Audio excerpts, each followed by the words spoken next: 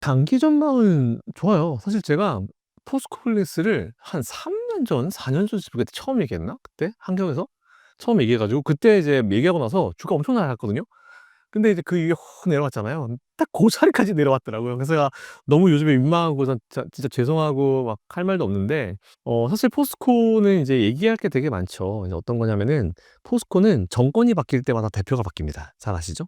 네, 근데 이제 이번에 바뀌면서 새로운 대표님이 회장님이 오셨고, 그 회장님이 이제 철강 쪽에 이제 계셨던 분이어 가지고 "야, 2차 전지는 관심 없냐?" 이런 식으로 하셨는데, 사실 그런 걱정을 별로 하실 필요가 없는 게 이미 투자가 되게 많이 되고 있잖아요. 그리고 포스코한테는 사실 제일 필요했던 게 뭐냐면 매출의 포트폴리오였어요. 그러니까 너무 철강에만 집중이 되어 있으니까 철강 업계가 안 좋아지면 거기에 따라서 매출이 굉장히 바운딩이 심했거든요. 근데 2차 전지라고 하는 이 소재라고 하는 쪽에 진출을 하면서, 이제 물론 이제 지금 진출을 이제 사실 신사업으로 포스코홀딩스가 솔직히 진출한 지 몇 년 됐어요. 10년 됐으니까, 20년 됐습니까? 철강은 옛날에 박태준 회장님 때부터 정말 수십 년 동안 제가 태어나기 전부터도 제가 해 왔었던 그런 업종이었고, 그렇게 되면 워낙 잘하고 노하우가 쌓여 있잖아요. 근데 2차 전지는 기껏해야 몇 년, 3년, 4 년밖에 안 됐어요. 이제 돈을 부어야 되는 거죠. 그러니까 저는 포스코홀딩스나 이제 에코프로나 기업에 투자를 할 때는 우리가 이 사업가나 경영자의 마인드를 가질 필요가 있다고 생각합니다. 경영자들은요, 당장의 주가별로 신경 안 써요. 뭐 일론 머스크 보세요. 작년에 주가 그렇게 테슬라 밀릴 때도 "아, 그냥 나는 할 거 하는데. 내 거 할 거 열심히 하는데." 그때 주가 올라가지 않습니까? 그리고 제가 한 3년 전쯤에도 엔비디아라는 기업을 제가 한번 그때 소개를 해 드린 적이 있었어요. 근데 그때 뭐라고 제가 설명했냐면 "엔비디아는 굉장히 운이 좋은 기업이다." 왜냐하면은 처음에 이제 그래픽 칩 가지고 핫하다가 나중에 어느 순간 비트코인이라는 게 나오면서 가상화폐 채굴 관련 기업으로 엮였어요. 올라갔습니다.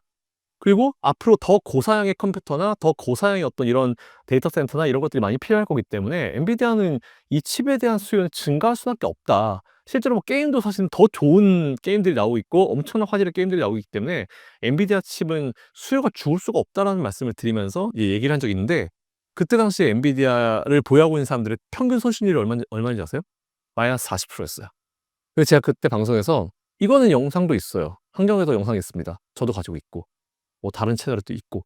그래서 그때도 이제 제가 뭐라고 했냐면은 "한 10% 정도 좀 더 눌리면은 진짜 바닥인 것 같아요."라고 했을 때, 그때 다들 움찔하셨거든요, 채팅창에. "야, 나 지금 마이너스 30% 40% 인데 뭔 소리 하는 거냐?"라고 했는데, 그 이후에 템베가 나왔습니다. 그런 것 같아요. 결국은 그때 당시에도 그냥 그들은 계속 열심히 했었어요. 계속 파산 위기를 겪고 열심히 해 왔고, 테슬라도 이제 파산 위기를 겪으면서 열심히 해 왔고. 사실 근데 지금 보면 포스코홀딩스, 에코프로그룹이 그런 건 아니잖아요. 업황이 좀 쉬고 있다 뿐이고, 그 2차 전지라는 업종 자체가 여러분들 잘 아시겠지만 이게 뭐 10 년이 됐어요. 20 년이 됐어요. 30 년이 됐어요. 물론 그전에도 2차 전지라는 게 있었어요. 제가 대학교 때도 여러 가지 이 전고체 배터리에 대한 얘기는 제가 대학교 때도 있었습니다.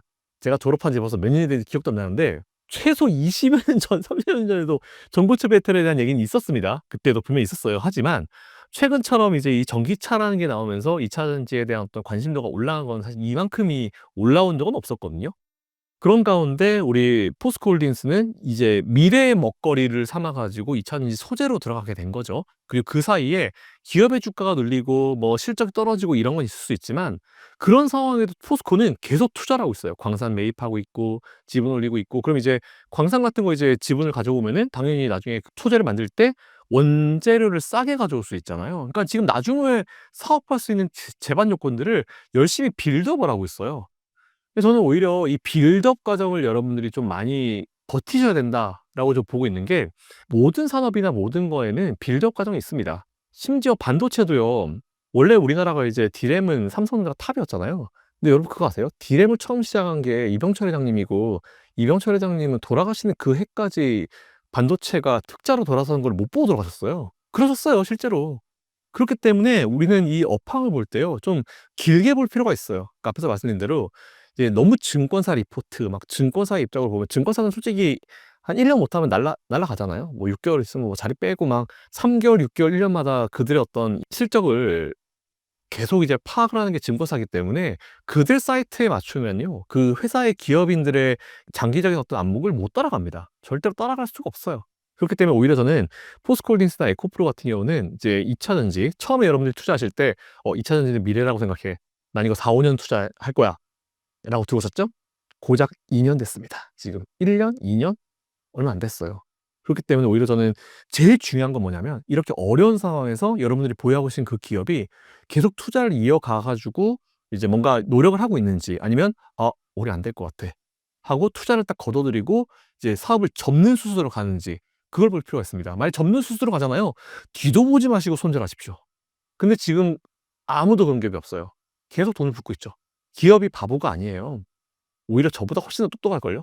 미래를 위해서는 투자를 하려고 하는 그 리스크를 감당하면서까지 지금 계속 투자를 이어가고 있는 상황이기 때문에 그들이 보고 가는 미래는 분명히 있을 거라 보고 있습니다.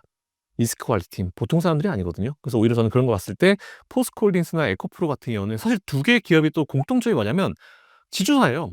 근데 지금 우리나라 좀 잠깐 지금 관심사에 내려가 있지만 기업 밸류 프로그램에 좋은 영향을 받을 수 있는 게 지주사도 있기 때문에 우리 좀 그런 걸 봤을 때 두 개 기업은 매력도는 충분히 있어요. 근데 지금 업황 자체가 너무 힘들고 뭐 지금도 포스코홀딩스 오늘 실적 나온 걸 알고 있는데 뭐 포스코홀딩스 퓨처임이 뭐 적자 뭐 아니면 흑자가 엄청 줄었다 이런 얘기 나오는데 이번 분기까지는 어쩔 수 없습니다. 네. 어쩔 수 없기 때문에 오히려 이런 걸 나왔을 때 우리는 쪼끔 이거를 역으로 이용할 필요가 분명히 있을 것 같아요. 그래서 지금은 투자자보다는 그 기업을 운영하는 기업가 마인드로 이 회사를 판단할 필요가 있을 것 같다라고 생각했습니다.